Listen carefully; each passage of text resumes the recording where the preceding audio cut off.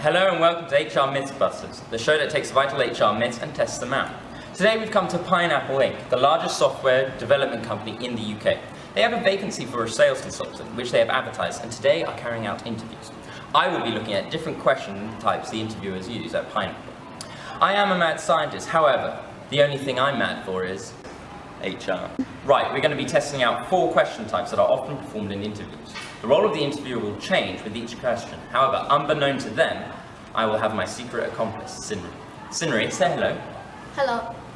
Isn't she great? Anyway, the 4 question types we shall be studying are factual, hypothetical, competency-based, and stress-based questions. Right, first up we'll be looking at factual questions. We will be relying upon our resident expert, Sherry. Sherry, could you explain to us what a factual question is and how you would use it in an interview setting? I will be glad, Mr. Mad scientist. Oh, my science, okay. Actual question is very straightforward. As many have guesses, it involves the candidates asking questions that require precise answers. They go something like this. Come in. Hi, welcome. Thank you. Take a seat, please. Thank you. So, first, could you introduce yourself, please? My name is Sunray. Here is my CV. Thank you. Your background is human resources. Why are you applying the sales role?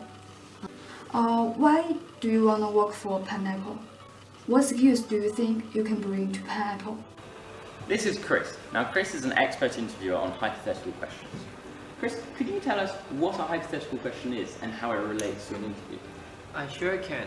A hypothetical question is a method of questioning that relies on the candidate to react to a specific situation, and often these are job related.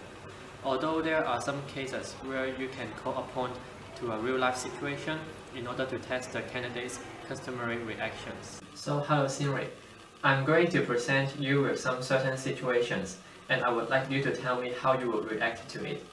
Okay. You have 2 days to create a pitch for an important high-end retailer. So how would you tackle this? You have a meeting tomorrow with Pineapple's highest grossing customer in Edinburgh, but there are no flights available. So how will you deal with this? If you were invisible for 12 hours, what would you do? Up next we have competency-based questions, also known as behavioural questions. Now, Anna here is an expert in this field. Anna, can you explain what a competency-based question is and how you use it? Sure. Competency-based questions are interview questions that aim to reveal a candidate's knowledge, skills, and aptitude. Competency-based questions require from the candidates to provide real-life examples as a basis of their answers. The candidates should explain why they made certain decisions, how they implemented these decisions, and why certain outcomes took place. So, Sinri, describe a team project that you were involved in and the way that you contributed as a part of it. Tell us about the time that you used your interpersonal skills to settle a disagreement in your workplace. Describe an achievement that you're proud of. Our final topic of the day is stress questions. What are these, how are they used, and what are some good examples of these? These are all important questions our next guest can answer. This is Camilla. She's conducted hundreds of interviews with a stress question. That's right. Shall I explain what stress questions are? That would be superb. Alright, so stress questions are designed to put the candidate under large amounts of stress. They're to test their real life responses under particularly challenging scenarios. However, the term stress is highly subjective and candidates will find particular scenarios and questions more stressful than others. See this pen here? Sinray, you have 1 minute. Sell me your pen. So what's the worst thing that you've heard about Pineapple then? Sinray, could you rate yourself from 1 to 10 as a good employee? 9? Wow, that's very confident. Okay, maybe 5? Sorry, we don't hire second-rate employees. So Sinri, you finished all your interviews. How do you think they went? I feel very nervous, especially at the part of stress question. I needed to listen very carefully and try to think the best answer. But some situations that I haven't encountered before, so I couldn't respond immediately. And during the factual interview, I don't think the interviewer got enough information about my experience. To my right, you can see the interviewers in their natural habitat.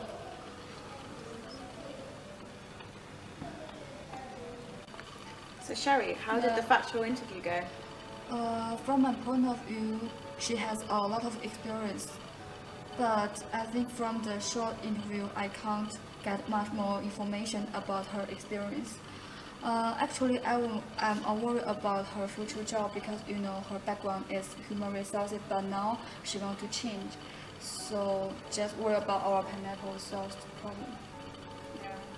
Chris, you did the second interview. How did that go? Hypothetical questions. Actually, they allowed us to examine Scenery's overall understanding on her abilities and also to the business world.